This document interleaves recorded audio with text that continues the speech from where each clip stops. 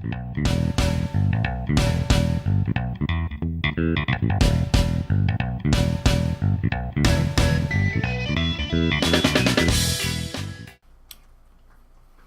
go is it?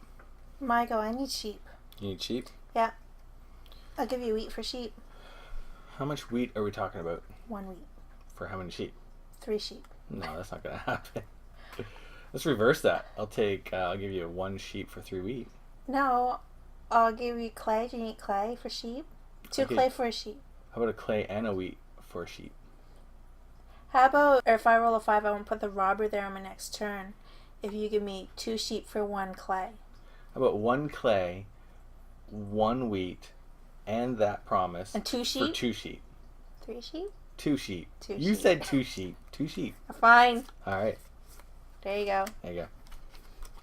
Yes. Welcome to Sweethearts or Rivals. I'm Charla. I'm Justin. And this is another episode in our series, Board Game Terms for Newbies. Yep. What's the term for today? Today is negotiation. Yes. Yep.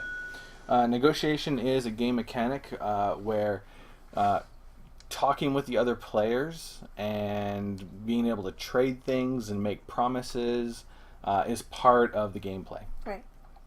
So in Settlers of Catan, you can roll for your resources and you can save up your resources, but sometimes waiting for that perfect roll is just going to take too long. If you have too many resources, you're in danger of the robber stealing them. So a big part of Settlers of Catan, you promised you wouldn't do that. I was just saying how the robber could steal your resources. Oh, okay. Because you were there.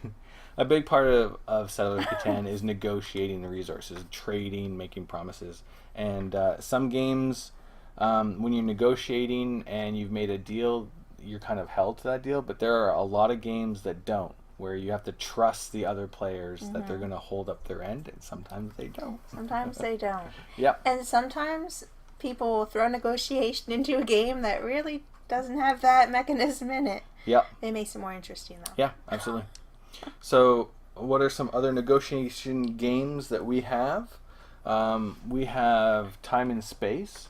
Yeah. Pick up delivery, negotiating whose port you're going to go to next. Yep. Yep. Who has the blue good, who needs the blue good, and then trying to, So that's a lot of negotiation. Right. A lot of quick negotiation because it's a real-time game.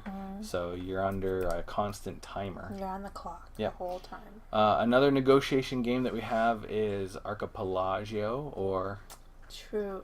Archipelago. In Archipelago, it's semi-cooperative, so you're playing on your own and you're trying to win, but the game is trying to make everybody lose.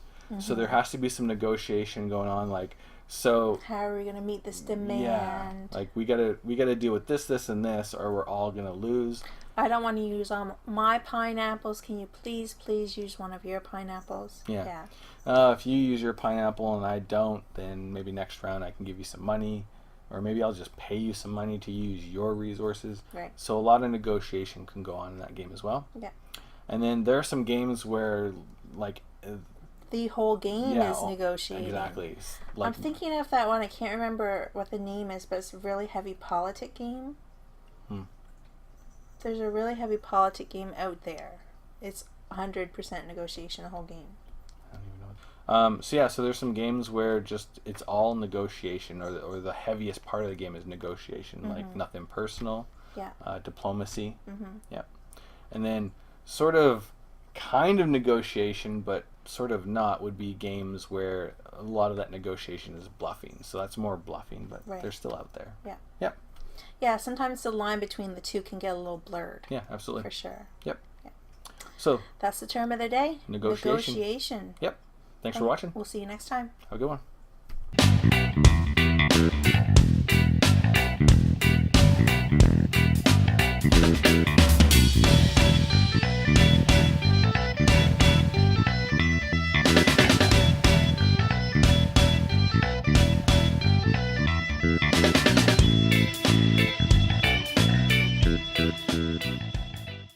There you go. I'm not sure how it was waved. Anyway.